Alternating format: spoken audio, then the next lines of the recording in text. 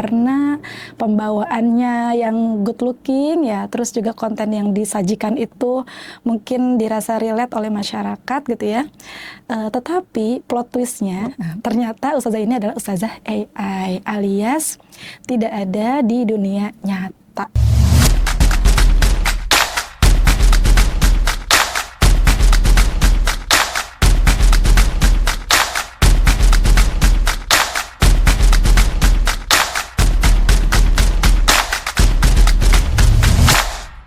Bismillahirrahmanirrahim. Assalamualaikum warahmatullahi wabarakatuh. Alhamdulillahirabbil alamin. Wabihi nasta'in ala umurid dunya waddin. Wassalatu wassalamu ala asyrafil anbiya'i wal mursalin wa ala alihi wa sahbihi wa man da'a bida'watih waltazama bi tariqatih wa ja'alal aqidatal islamiyata asasan li fikratih wal ahkam syar'iyyata miqyasan li a'malih amma ba'd. Puji syukur senantiasa kita panjatkan kehadirat Allah Subhanahu wa Ta'ala atas segenap nikmat dan karunia-Nya, terutama nikmat iman, Islam, dan sehat walafiat, yang kata ulama nikmat itu adalah bagian dari usul ni'mah atau pangkal dari segala nikmat. Semoga Allah jadikan kita hamba-hambanya yang bersyukur.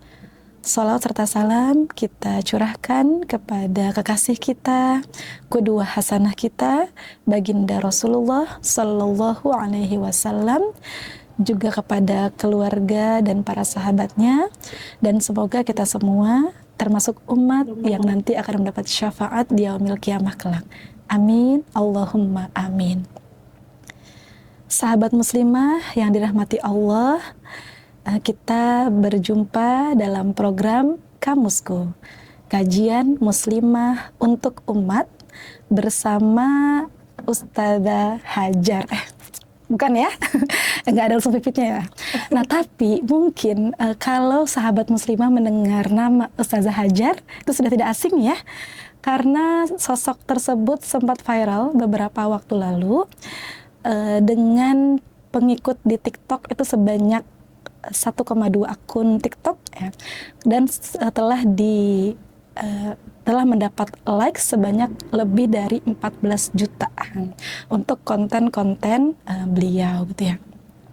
Kenapa ustazah ini viral ya? Karena pembawaannya yang good looking ya, terus juga konten yang disajikan itu mungkin dirasa relate oleh masyarakat gitu ya.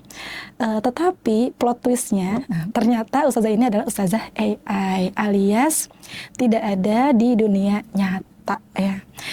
Merespon fenomena ini, Kementerian Agama melalui Kepala Biro Data Humas Data dan Informasi menilai ini merupakan bukti bahwa lompatan teknologi itu sudah melampaui ruang-ruang keagamaan ya. Jadi dengan adanya akses yang mudah gitu ya, terus juga pembawaan yang enak gitu ya, membuat generasi muda yang mayoritas itu pengguna sosmed gitu ya, itu menjadi gandrung gitu ya. Tetapi beliau juga mewanti-wanti supaya masyarakat tidak asal menelan info ataupun materi yang disajikan dalam konten tersebut ya. Kalau kita perhatikan sebenarnya bagaimana sih cara AI itu bekerja gitu ya. Nah, kita juga memahami bahwa kita di era yang memang teknologi itu sangat berkembang pesat ya. Dan seperti halnya teknologi selalu memiliki dua sisi mata pisau ya. Kita bisa mengambil manfaatnya, tetapi jangan lengah juga dengan bahaya yang bisa mengintai di balik itu. AI mengumpulkan informasi dari internet untuk kemudian memberikan jawaban dari pertanyaan yang diajukan ya. Dan kita juga mengetahui bahwa yang namanya informasi di internet itu tidak semuanya sahih ya, tetapi ada juga kadang bercampur dengan hoax ya, miskonsepsi, misinformasi dan lainnya. Sehingga memang betul bahwa kalau untuk alat bantu gitu ya, kita bisa menggunakan AI ya untuk memudahkan pekerjaan-pekerjaan kita yang mungkin sifatnya teknis ya. Tetapi kalau untuk menjadi rujukan agama, apalagi untuk menggantikan ulama, itu rasanya masih jauh gitu ya. Karena memang ulama punya kedudukan tersendiri dalam khazanah keilmuan Islam gitu ya. Dan sebenarnya kita juga patut mengapresiasi ya dari sisi ketika masyarakat itu banyak bertanya kepada AI gitu ya, mungkin itu merupakan kebutuhan bahwa mereka pengen juga gitu ya perbuatan mereka ini disesuaikan dengan aturan agama gitu ya, sebagaimana dalam kaidah disebutkan al-af'alu al-aslu fil af'al at-taqayyud bil hukmi syar'i, bahwasanya segala perbuatan hamba itu terikat dengan hukum syara. Ya memang kaidahnya seperti itu. Ketika kita gitu ya, umat Islam ya kaum muslimin ingin melakukan suatu perbuatan, kita harus mengikatkan diri kita kepada hukum syara. Kita harus mengetahui dulu status hukum syara ini seperti apa gitu ya. Kalau boleh kita gas gitu ya, oh berarti boleh nih halal gitu kan ya, kita lanjut.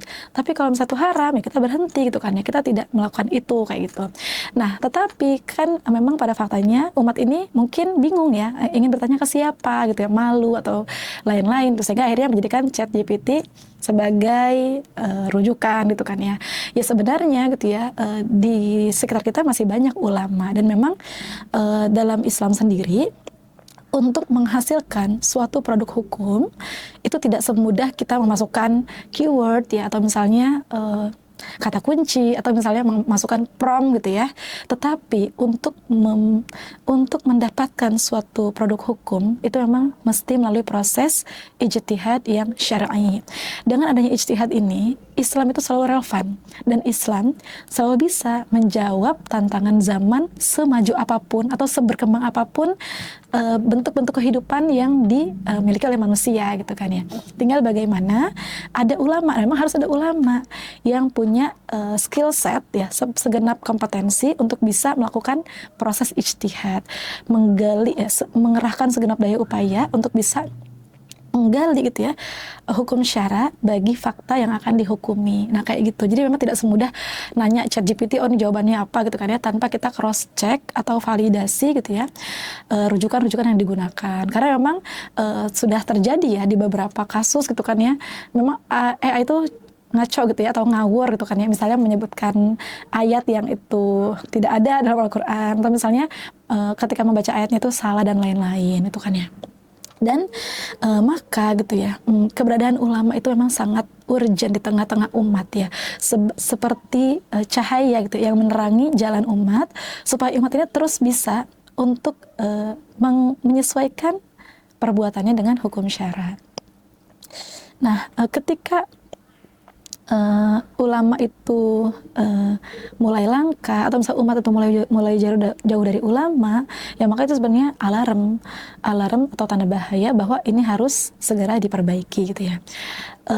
Kaidah dalam Islam, ketika kita tidak tahu sesuatu gitu ya, maka sikap yang syar'i yang harus dilakukan oleh seorang muslim adalah bertanya. A'udzubillahi minasyaitonirrajim. Bismillahirrahmanirrahim.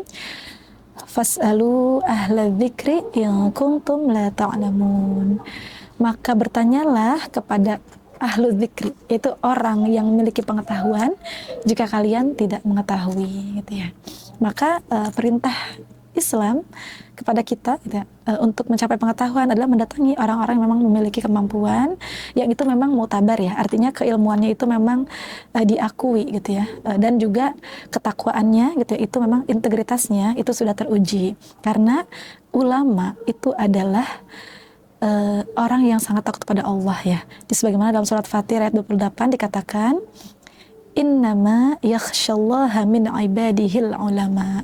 Sesungguhnya yang takut kepada Allah di antara hamba-hambanya itu hanyalah ulama. Jadi beda banget vibes-nya ketika kita nanya kepada ChatGPT atau kepada AI ya, dengan kita bertanya kepada ahlul ilmi, para ulama itu punya rasa takut kepada Allah, dan dia punya seperangkat ilmu yang memang bisa ya untuk menjadi rujukan kita ketika mempunyai pertanyaan seputar agama kayak gitu.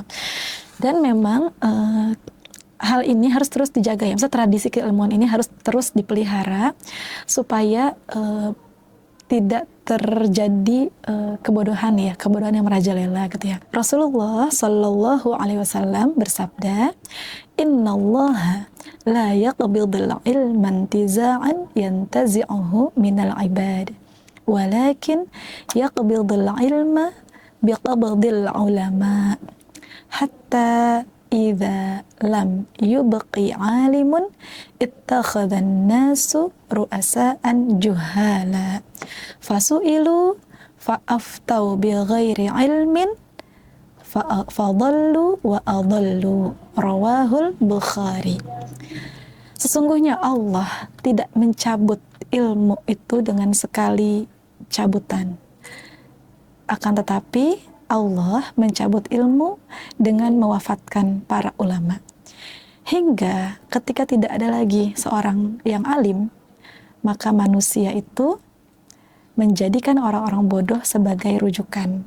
Lalu orang-orang bodoh yang tadi dirujuk, dimintai fatwanya, kemudian dia berfatwa tanpa ilmu, maka mereka akan sesat dan menyesatkan sesamanya. Hadis riwayat Bukhari. Jadi ya, sahabat muslimah, ketika kita mendengar berita ya wafatnya ulama, kematian ulama, itu rasanya tuh dunia hancur ya. Mautul alim, mautul alam. Matinya seorang ulama itu ibarat kematian dunia atau kehancuran dunia, karena kita kehilangan pelita gitu ya, kehilangan tempat bertanya gitu kan. Maka memang selagi ulama ini masih ada di tengah-tengah kita, maka kita jangan malas ya, jangan bosan untuk mendatangi mereka ya, untuk sowan, bertanya tentang hal-hal yang tidak kita ketahui gitu. Jadi mudah-mudahan dari fenomena Ustadzah AI yang viral ini itu menjadi tamparan mungkin ya buat kita gitu kan ya, yang berilmu, ayo terus turun gunung, datangi umat gitu ya, untuk memberikan pengajaran, memberikan ilmu, menyebarkan ilmu ya, edukasi ke tengah-tengah umat, karena memang umat masih sejauh itu dari agama Islam. Dan buat kita-kita yang awam, yang tadi nggak tahu gitu ya, jangan sungkan untuk mendatangi ulama gitu ya, untuk mengikuti taklim, mengikuti pembinaan, bahkan ya taskif yang itu rutin, sehingga kita punya kerangka berpikir yang islami, bukan sekedar tersesat di rimba kuat-kuat ya nasihat seakan-akan motivasi Islam, ternyata itu tidak ada kerangkanya, bahkan itu mungkin tidak sesuai dengan apa yang dikehendaki gitu oleh hadis atau ayat gitu kan ya. Kadang-kadang comot ini dijadikan kuat, tapi kalau tidak dibangun kerangkanya, maka kadang-kadang itu juga akan menyesatkan ya. Lalu selain tadi ya, bagaimana peran ulama, terus juga bagaimana masyarakat ini mendidik dirinya untuk senantiasa bertanya kepada ahlul ilmi gitu ya, ada juga peran negara tentu ya, peran negara yang itu menjadi atau membentuk ya otoritas ilmu, sehingga para ulama ini punya wadah gitu ya, punya wadah, dan negara itu juga concern pada pendidikan Islam ya, sehingga dari mulai individunya gitu ya, kemudian masyarakatnya, dan juga kebijakan yang nanti akan diambil itu berdasarkan arahannya para ulama, berdasarkan petunjuk para ulama, sehingga rahmat Allah turun ya jika kita menjadikan ya kehidupan kita jangan hanya sekedar personal ya, tapi kehidupan personal, masyarakat, dan juga negara itu memang dilandasi oleh panduan ilmu, panduan para ulama. Ya mudah-mudahan ini semua bisa menjadi pelajaran, dan kita nanti bisa terus ya menjaga semangat beragama, semangat pendidikan Islam sebagai panduan hidup kita, sehingga hidup kita itu terarah dan mendapatkan berkah dari Allah Subhanahu wa Ta'ala. Mungkin cukup demikian yang dapat saya sampaikan. Semoga kita bisa bertemu kembali di program selanjutnya. Al-afu minkum, wassalamualaikum warahmatullahi wabarakatuh.